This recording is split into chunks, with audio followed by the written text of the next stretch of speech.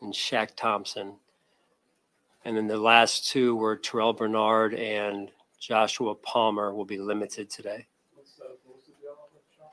He has a wrist going on. Yeah. Are any of those veteran rested? Sorry? Are any of those veteran rested? No. What are your thoughts on Dave Beane with his chances moving forward here this week? Yeah, we'll see. It's one day at a time. He did some work with the training staff yesterday and the day before. So today is a kind of a rest day for him, even though it's not veteran rest. But rest day in terms of his rehab schedule here. So Sean, what have you liked about Javon Solomon's approach throughout this season, kind of staying ready, being ready, and obviously playing in a big role this past weekend? Yeah, Solly's taken a step in year two. He continues to embrace that growth mindset, and no role is too small.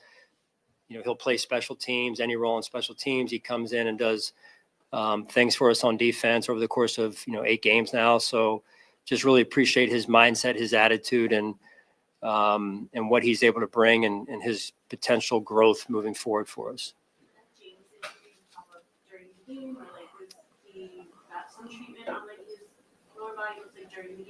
Yeah, a little bit.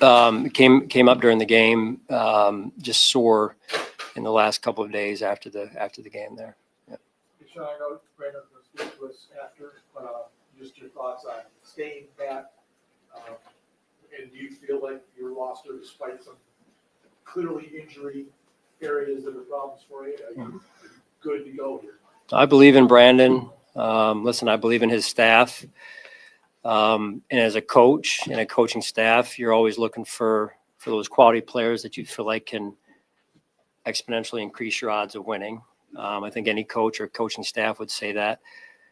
Sometimes deals work and sometimes they don't. Sometimes it comes to fruition and sometimes it doesn't. It's a high demand time of year with the window that just passed. So I love our team.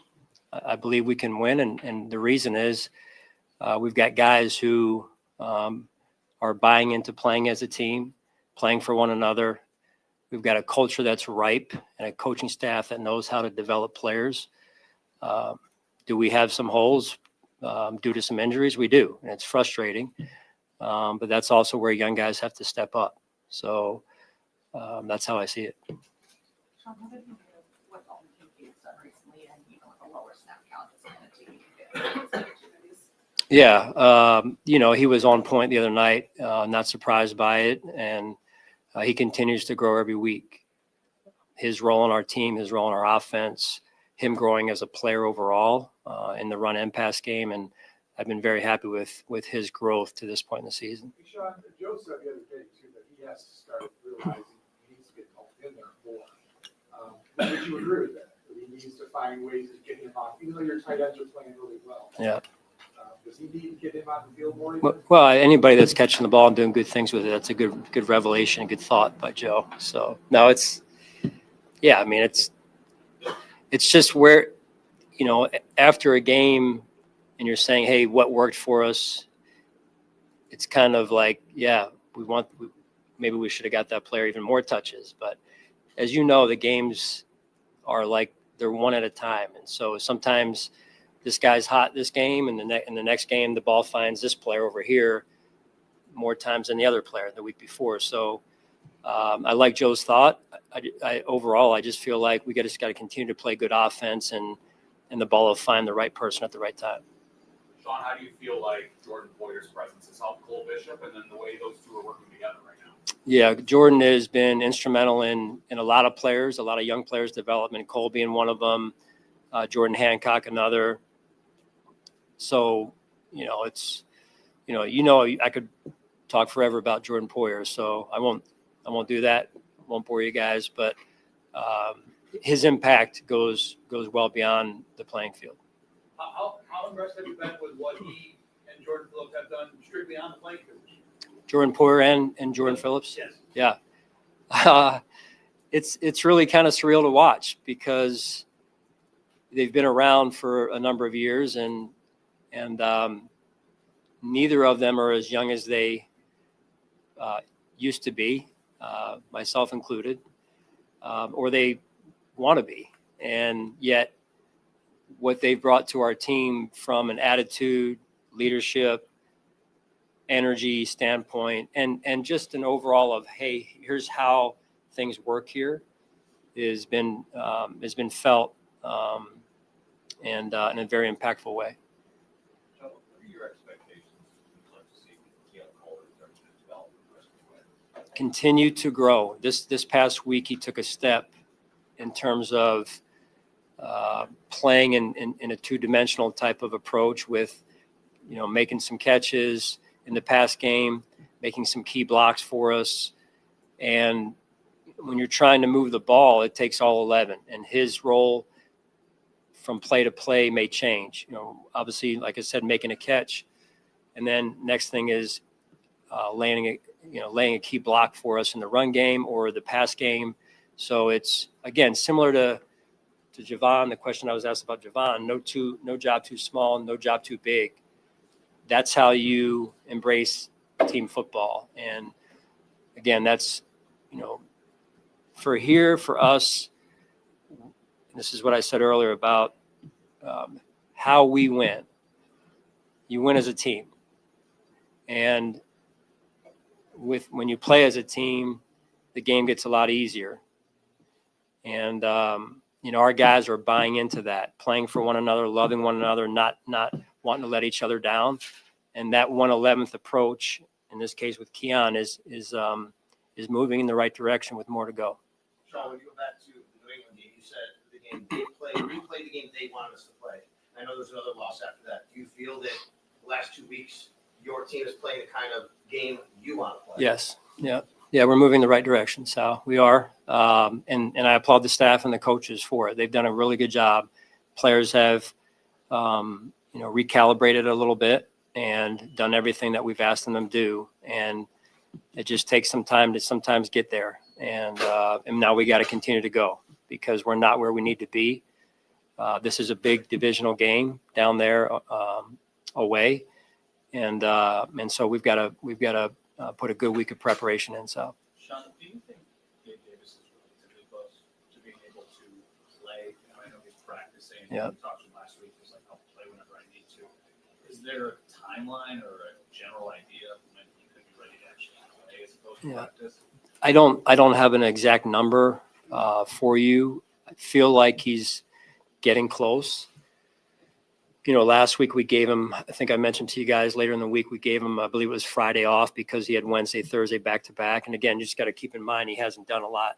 He hasn't had a build up really. So I'm just trying to be smart. But when he was out there, I thought he did well. Sean, we know the season can be a roller coaster ride. You always talk about the same level. No veterans understand that. How do you instill that in some of these younger players that have some people? There's two things. One of which is the veteran leadership that we have and them, feeding into these young guys and trying to educate them on how this works. And you're not alone. What you're feeling is most guys feel that same way. Because the other part of it is a long season, to your point, and a lot of these young guys are already playing. And it sounds good and they like playing, don't get me wrong, but it is a grind.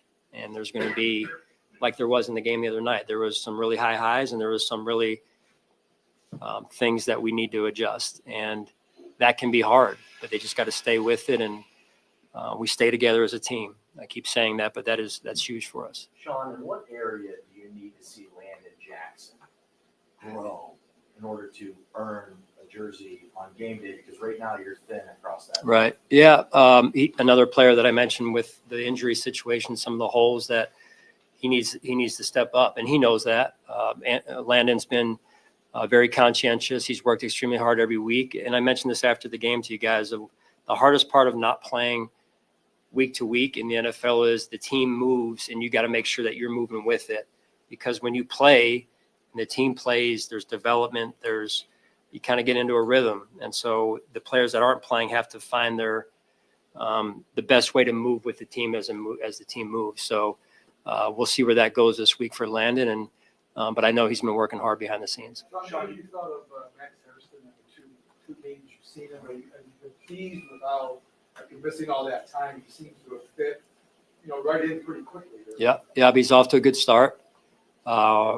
He would tell you that, there's certain plays he wants back, of course. And, it's just how can you continue on your routine, even though there's noise? And that's one of the hardest things to do. It was asked earlier about young players, and there's so much noise due to exposure and everything these days that you've got to be able to really navigate that and block out all that noise and get right back into your routine that got you the results that you had a week ago or 2 weeks ago, what have you. So you got to stay very disciplined. Sean, you talked about your defense has embraced a nastier attitude these last few weeks. Is that something that the offense can feed off and something that the offense can also embrace, that attitude that you've talked about? Yeah, I feel like both sides have fed off of each other in that way already. So it's a whole team thing. Special teams, you see those guys out there, they're getting after it. And I love nastiness. I love physicality. That's how we play here in Buffalo. So if you want to be good, you got to bring that to the table in all three phases. Sean, you said a division game and it's Miami, but that's a team in some transition. They made some trades, fired the GM, all that kind of stuff. Is that the kind of thing you need to address at all with your team, or is that the veterans know this in terms of, obviously you respect opponents, but it's been a little bit different than what we're used to seeing out of the Dolphins? Yeah, we can't control any of that. Logical question, Mike, but at the end of the day, we've got to get ourselves ready to go. And our level of play, as I've said before, is what matters most. And what impacts that the most is how we prepare during the week and how we handle ourselves. And if we're worried about that, then we're not going to be able to play to the level we need to play to win the game. Very competitive team, and we have a ton of respect for their game. So we've got to get ourselves ready to go. Very good. Thank you.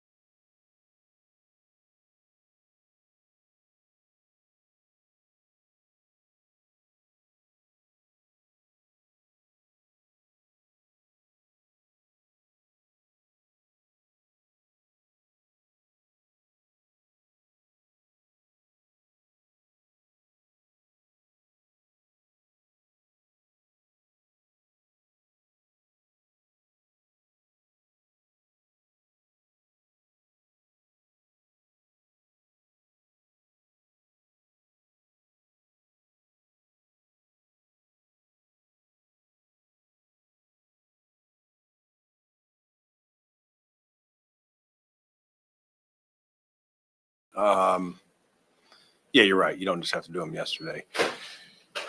You gotta we were talking about it earlier. It's not a store where you can just go in and say, hey, I'll pay $20 and I'll take this player, or I'll take, it takes two to be able to do it. And so, yeah, we're competitive. We're always trying to, not just on the trade deadline, we're always looking, we've made, I think the Amari trade last year, we didn't make it on the deadline. We made it prior to. So we've been looking, having conversations.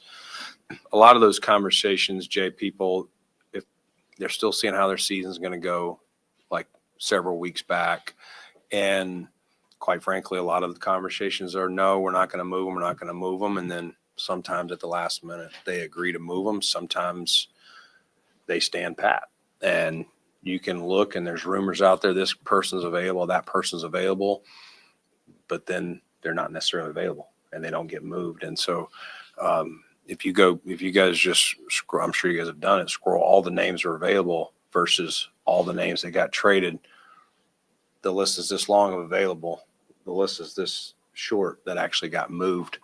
And so you've got to be willing to find a partner that is willing to do business. Now, we also have a cap. I can't take a $15 million contract and do that, with where we are in the cap. So there are constraints, just like when we go into free agency and I try and warn, hey, we're not going to have but so many dollars. We're not going to be fishing in the deep end of the pond, so to speak. But yeah, I'm still trying to work. There's conversations of, can you eat money, which those deals had to be done. If they were going to change their contract, that had to be done Monday at 4. You can't, it's one of the things I wish the league would fix, is where you can do, some leagues allow you to do that, a sign and trade. So there were certain players after 4:00 Monday that I could no longer do. Another part of that is we had a couple of conversions with a couple of our guys to give us a little bit of money to possibly get a few more options once we realized some of them were out of play for us Monday due to our cap. We did not do those, but we had them ready to turn in. You are allowed to do that if we were able to consummate a deal. Unfortunately, it takes two to tango, and we tried on quite a few, and a lot was just, we're not moving them, and some was, we ran into, a couple teams in our division were trading and couldn't get a lot of interest there. Right or wrong, people are going to view this as a belief on your part that you have a championship roster, because that's what the goal is here. Mm-hmm. Is that an accurate assumption? Yeah. What gives you that belief? We're 6-2, and I've been to the Super Bowl a couple times. I've seen us be in AFC championship games. You don't get to AFC championship games without having a championship roster. And I know what that looks like. I mean, without going through position by position of where we're at. Now, we can only afford so many injuries. We can trade for 5 All-Pros, but that doesn't guarantee you're going to get them injured. I mean, we traded for Amari last year, and he dinged his wrist up to the point it needed a cast for weeks. And, it's not easy. We try and build this roster to not need a trade, okay? Because these guys are learning the playbook, especially at a wide position of wide receiver. They're learning that all spring, assuming you got them in the spring or you've had them before. And that playbook is being built up, and then game plans are pulled off of that each week by your opponent. And so it's not as easy as, hey, trade for receiver X, drop him in, and he's just going to run with the rest of them. They're out of like the 2-minute packages. They're out of certain parts of your game plan just because the volume. Otherwise, you would take the whole. If you made the other 10 players have to come down to their knowledge of the playbook, you kind of limit what you can do offensively. So there are certain positions that it's easier to plug a player in, and some are a little harder. Those are all part of it. Doesn't mean we wouldn't do it. We've obviously traded for receivers before, and I've been here. This is season 9, right? We're usually very active. I'm always active. We put a lot of work in. Sometimes you look back at, when you go home last night and feel like, damn, that was a waste of time. No, it's not all. Some of these guys that we're really grinding on the last couple of weeks, some of them will be free agents at the season's end. So you kind of get a jump on how you view them and whether you have interest. But the trade deadline's hard because you're trying to be, what is the fit? What is their mental capacity? You see talented players that have been in systems for years and it took them a little time to get going, but now they're rolling. But that doesn't mean you can drop them right in your system and they pick up right kind of where they're left off. Monday and Tuesday, were there any deals where you might have been able to get across the finish line if you would have given up maybe more than you wanted to, pick wise or anything like that? Because I think that's one thing where fans are talking about, like, give as much as you can to get this player, X player, X player. Were there any of those situations, or was it more about the teams just not wanting to make that player available? I mean, listen, any player is available at a certain price, Matt. Like, other than, unless you're trading for their franchise quarterback or, maybe, Cleveland, Myles Garrison. But like most any player, 99% of the players are available for a price. You saw that yesterday with some talented players, in our division getting moved. But you also have to understand we have a salary cap and we have to hit on these picks. So, my job is to not be reckless with this role.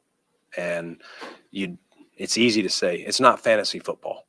It's not. And fantasy football is awesome for what all it brings to our game. But this is not there's so many things, ramifications of cost and draft picks. And if you trade for a $25 million player, if you have an extensive knowledge of our cap and where it's at, not just in 26, but 27, 28, you're forcing yourself into a really tough position here in a couple of years. And so those also are part of the format. It doesn't mean we wouldn't do it, but you also have to say, if you do that, you can have them for probably 26 if we, kick the can down the road a little bit more, but it's coming due where you're going to have to walk in there and I have to tell you, yeah, we had to trade this player we really like. Yeah, we had to release this player that we like. And so you can't make decisions in a vacuum or in a silo. They all have long-term effects. Yeah, believe me, I went home as mad as any other fan or as mad. Like, I wanted to do things. I'm always wanting to do things to make this team better. And listen, there may be a player or two we added. Jordan Phillips played for us, made plays in the AFC Championship game for us last year. He was not on our roster at the trade deadline. Like, I ain't giving up, but I also believe in our roster too. And to Jay's question, I do believe we can win a championship with this roster. And I build it and we build it in the spring and through the summer. We're trying to, when we cut the 53, I want at that point have the best team. I don't really want to need the trade deadline, but I'm always going to look. And if we're injured somewhere or we think there's a piece that is a clear upgrade, a seamless transition, and we've shown that. We've done that year after year. We've made moves that we can. But as I said earlier, I cannot force someone to trade me a player. It takes two. And there are guys that I'm looking, I'm like, man, I would think that guy might be available. He's going to be a free agent and their team's not doing well. And maybe they would want to draft cap, and they are standing pat. So, yeah, go ahead. I don't know what the conversations were regarding wide receiver yesterday, but now that it's gone, do you consider Gabe Davis the option? If you need to upgrade your wide receiver, is he the guy that you're looking to, and why you even signed him in the first place? Yeah, Gabe, it's been fun to watch him for, even before he started practicing last week, Sal. When we signed him, he was clearly injured still from his surgery last year in Jacksonville. And it's a long rehab process. And he, while he was running, he wasn't nearly ready to play football. He's worked his tail off to get where he's got, honestly, maybe quicker than I thought necessarily to play football. And I thought last week he had a nice week. Now he's still working through it, and we got to make sure it's new from running in a pool, running on the field to actually suiting up, cutting, DBs pushing on you, all that stuff. So we're still working that out. But Gabe, when Gabe is Gabe, I mean, he signed a nice free agent deal. He had a lot of success here. So of course, if we think there's at the right time, of course we would look at that as an option for us. I mean, had some unfortunate injuries to your rookie class, but what you've seen from Max, what you've seen from the guys on defense especially, how much does that give you belief you do have the depth on that side of the ball, and just in terms of where you project them to be, not right now, but several weeks from now when you're getting ready for the playoff? Yeah, I mean, it's been good to see Max get out there and have success, and the smile on his face can make everybody excited to come to work. I mean, he's just so genuine. But what a tough deal he had, and he's going to get better. It's not all going to be perfect. He's facing some tough players. He's going to have tough matchups this week, but and to come. So he's still a rookie, a real rookie. He's barely played a full game, maybe if you add up his total reps in 2 games. TJ did some good things to work on. Obviously out right now, hopefully to get him back here real soon. He's eligible next week, so fingers crossed. We'll see what that looks like. Landon's working hard and is doing well. The special teams piece kind of sometimes comes in at the end there, but he's coming, and getting Hoyt back was really good. Probably was hurting his opportunities. So, he'll get some opportunities down the stretch to step up, with that injury. And Deion's done some really good things for us as well. Played a lot of snaps, started games, and he'll continue to get better. Hancock's played in there. Jackson Hall's Dorian Strong was really doing well. That's a tough one, losing him. And so probably leaving somebody out. Chase Lunt's been up for a game, been a backup. But yeah, I mean, they're still young. It's hard as a rookie in this league. But I think, you like where some of these guys are trending, and we're going to need them, down the stretch, even without injuries. But, the injury bug has hit us here a little bit this season. And so I'm knock on wood. Hopefully that's coming to an end. Along those lines, Brandon, do you view the injury list the way that it is, but with the knowledge that at some point you're going to be getting these guys back, ideally? Did that maybe factor into your thinking yesterday in terms of I'm not going to force something here because we know 2, 4, 6 weeks down the road we're going to have this guy back? Not really. I'm just looking at it if there's a piece that makes sense for us, if to your question, if I think a guy's coming back in a month, because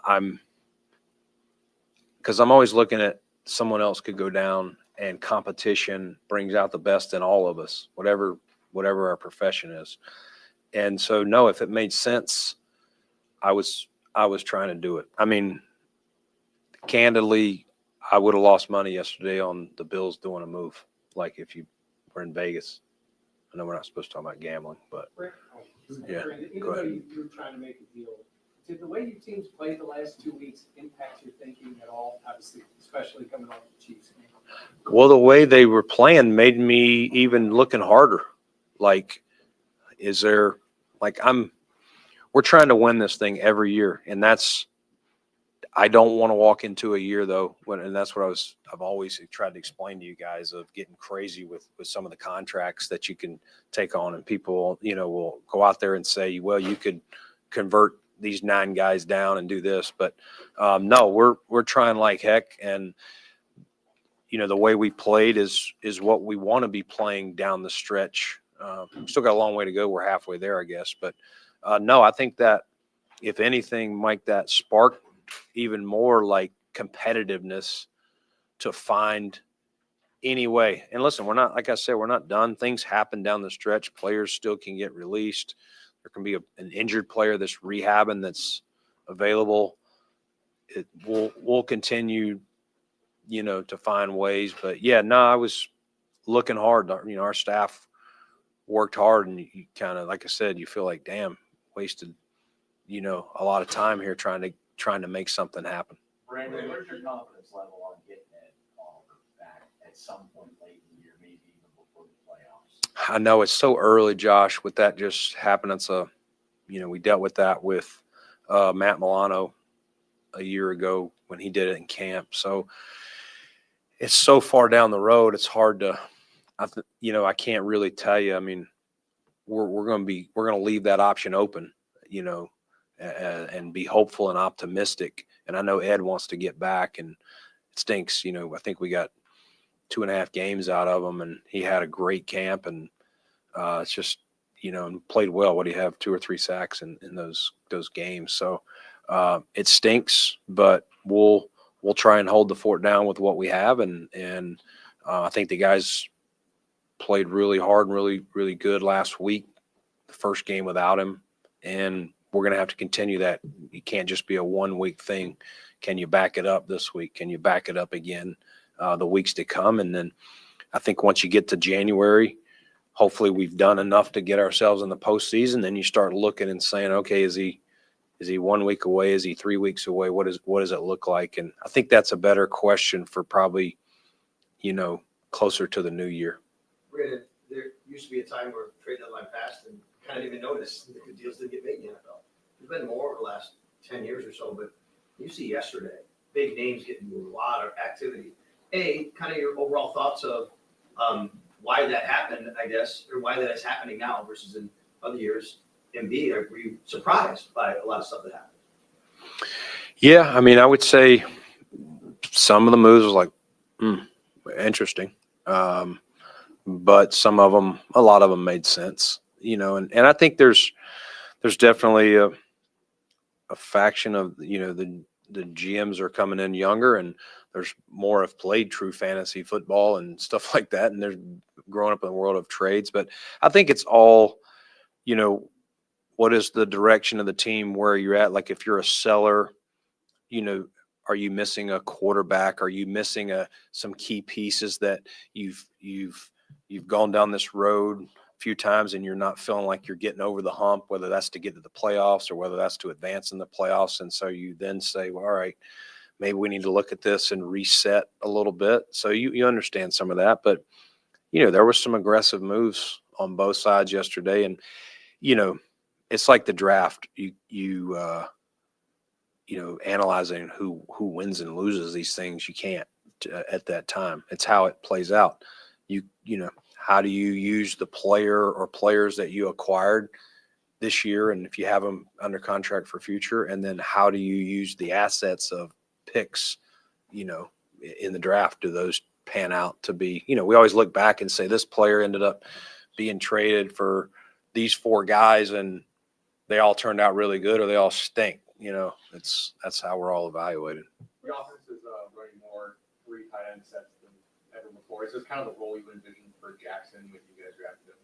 Yeah, I mean, we were excited that what he could do, and he's I would say early on exceeded expectations, which is a credit to him to be able to jump in and play as much early in the season. By now, I thought he would, but as a rookie, it's so much volume and for those guys to learn and to do what he did and to be able to block some of the really good ends in this league one-on-one. I think he's shown he can do it. And I think it's, I'm always trying to, when we're building this thing as a staff, trying to give Joe Brady and Josh Allen as many different ways to match up, because each week you look at it every week, you're like, how did that team beat that team?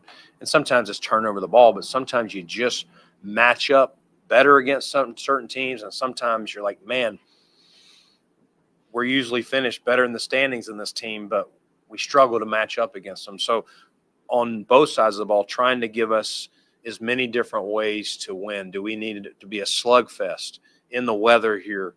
Do we need to spread them out and, go vertical? How many different ways can we attack an opponent that we're going to face? Because, as we said, each week is truly a new week. Tell me who we have, tell me who they have, and how we're supposed to. That's one of the conversations we have on Monday, Tuesday, and Sean has it with the team, how we win. There are some common themes to how we win, protecting the ball and things like that. But there's other things that we have to do if we're going to beat this team versus next week's team.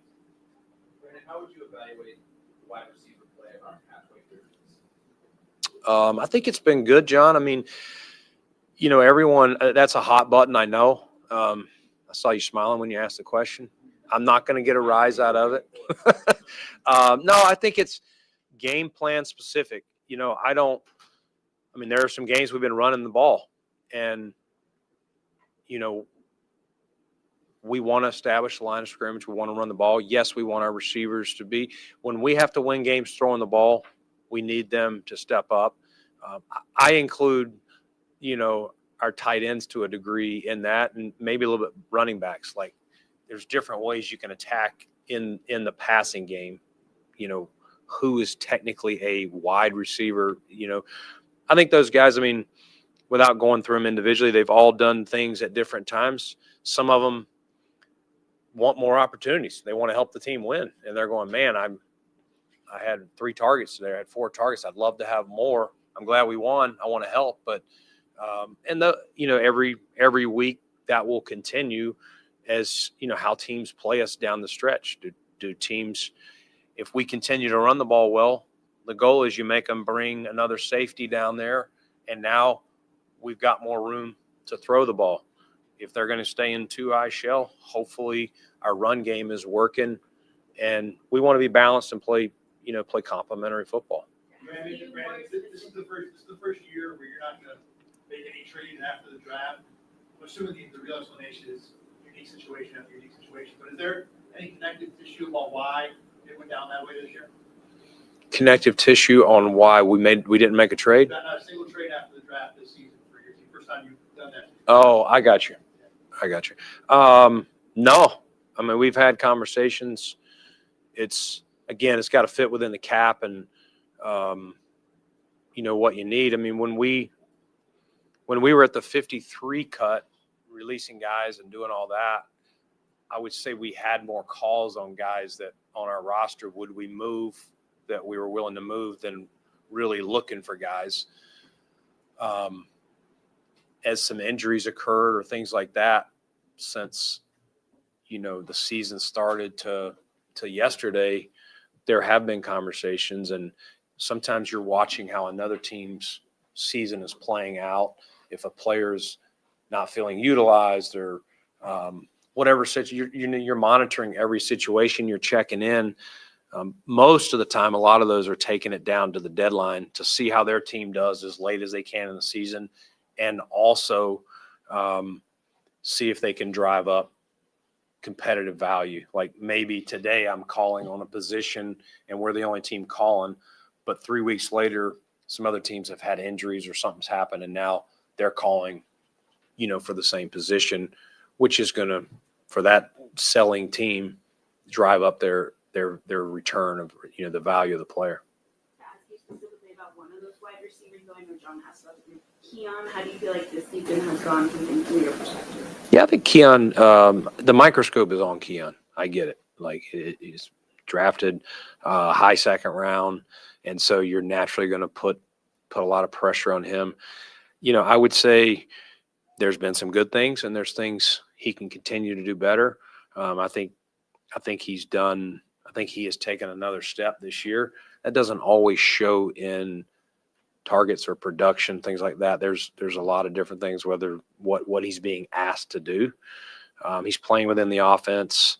I think he has shown maturity of how he can help our offense even away from the ball and in the run game and things like that. But I think he's catching the ball well. I think there's times he's been open, but the ball doesn't come to him, which is it's no shot on. Sometimes that's the progression of that route too. And he wants the ball. He wants his opportunity. He's working hard. He's not complaining. Receivers, tell me a receiver that doesn't want the ball. You know, in the league 28 years, they all want it. But these guys as a group are all trying to help the team win, and that's Keon's attitude. I think everyone just needs to let it let it play out and stop trying to evaluate every snap with him. Just let's evaluate it at the end of the season where he's at after 2 years. We talked about him last year after 1 year. I think he has improved on those things. He had an excellent training camp, excellent first game. We got to run the ball a little bit, and then, there's just been some games more opportunities than others, but we'll need him down the stretch if we're gonna get where we're trying to get to. Right, whether it's Keon Coleman or any number of the young players you mentioned on defense, to what extent does the outcome of this season rely on the continued improvement and adaptation of those players to the National Football League level and continuing to get better through the course of the season? Which players? I'm just saying, when we mentioned all the guys who are in first or second year, you've got Oh, yeah. prominent roles either because of circumstance or injury. Yeah. I mean, no, great question.